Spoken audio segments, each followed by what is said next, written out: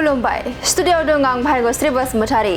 बिश्वनाथ जिल्ला दुलाराय बर' फरायसा आफादजों लोगोसे सयदुवार कलेज इउनिट एबसुनि बानजायनायाव गुबुन फरायसालिनि फरायसा फरायसुलि लाइमोनफोरजों सयदुवार कलेजनि डक्टर भुपेन हाजरिका नुब्लाङाव लाइमोन जथुम हाबाफारि लादों। बे हाबाफारियाव गाहाय आलासि महरै बाहागो लायो दुलाराय बर' फरायसा आफादनि आफादगिरि दिपेन बर' बिथाङा। गाहाय आलासि महरै बाहागो लानानै बिथाङा आथिखालनि थासारि फरायसालिमा आरो मुलुगसोलोंसालिफोरनि जेंना फरायसा समनिफ्रायनो हारियाव माहारिबादनि गोनांथि आरो फरायसाफोरनि थाखाय एबसुआ खामानि मावनायनि सायाव गुवारै बिबुंथि लाखिनानै गुनगोनां सोलोंथाइ लानाय आरो माहारिबादनि सानस्रियाव लाइमोनफोरा माब्लाबाबो रावजोंबो कमप्रमाइज दाजा होननानै फरायसाफोरखौ थांखिनानै बाथ्रा बुङो आफादगिरि दिपेन बर' बिथाङा।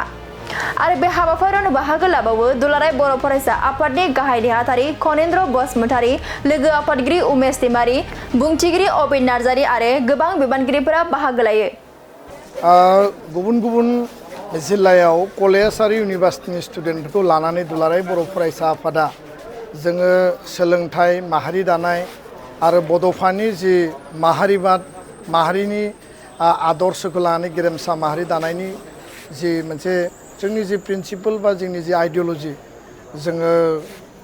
एवारनेस मिटिं बा इयुथ मिट जों खालामगासिनो दङ।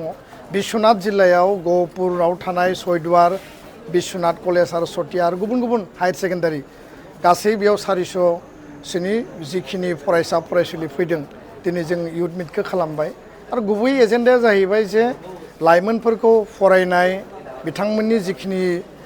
केरियार दानाय बिथांमोननि सोलोंथाइ लानायजों लोगोसे नुजानाय इन्स्टिटिउसनेल बेस्ड कलेज इउनिभार्सिटियाव एग्जाम रिलेटेड रिजाल्ट रिलेटेड बा कर्स रिलेटेड जिखिनि इस्युस दङ जों बेखौ खोनासंदों जाहाथे जोङो अथरिटिजों बेखौ रिजल्भ खालामनो हायो रायलायनो हायो। बिनि अनगायैबो हारि मोनसेया जुदि निर्माण जानांगौब्ला हारि मोनसेया जुदि जौगानांगौब्ला दिनैनि लाइमोनानो गाबोननि गोख्रों दैदेनगिरि बिथांमोननि जि लिडारशिप आरो बिथांमोना समाजाव दायित्व लानानै नेतृत्व होनांगौ केरियारखौथ' जों दानांगोन माबा नङा माबा मोनसे खामानि मावनांगोन कम्पिटिटिभ आनजादाव कम्पिटिशननि थाखाय जों साख्रि बाख्रियावबो थांनांगोन खिन्थु दिनैनि लाइमोनफोरा बर' हारिखौ जुदि मोजाङै बेंनानै इयुनाव हारि दानायनि थाखाय जुदि बाहागो लायाब्ला 30-40 इयार्स आन्दलन जालांबाय गहपुराव गहपुर मासाकार जादों 1983-84आव 89आव जादों आरो बे हिस्ट्रिया जोंनि गोथां जारिमिन। दा बै समाव गोबाङानो फरायनाय आसखान्दा जाबाय गोबाङानो बेयाव मोजाङै फरायनो मोनासै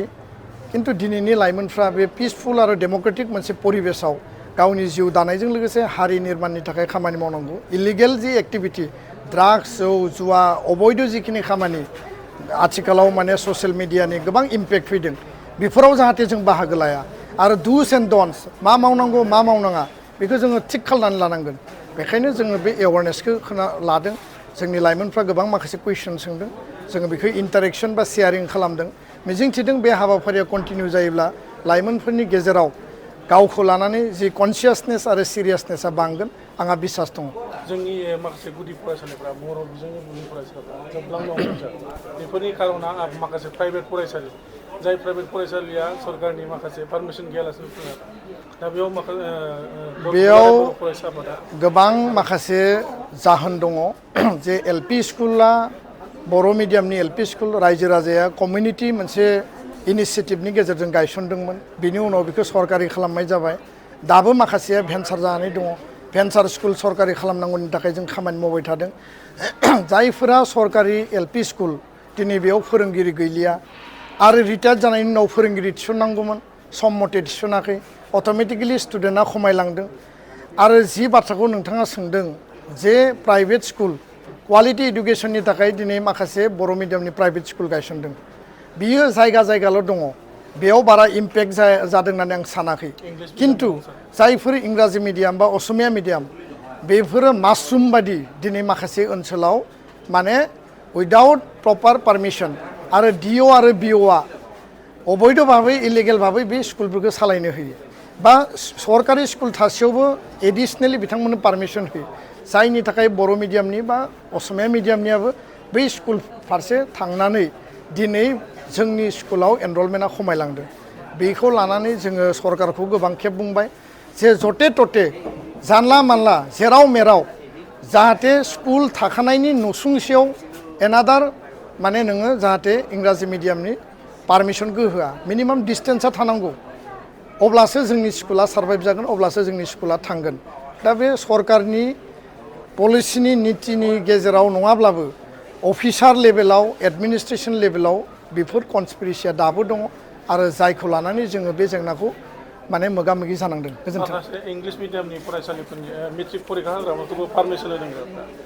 जोंनि सरकारि फरायसालिनि गाहाय फोरोंगिरिफ्रा बे मेटारखौ लानानै जोङो रायलायगोन जे जाहाथे बर' मिडियामनि स्कुला थांना थानायाव खुनु जेंना जाया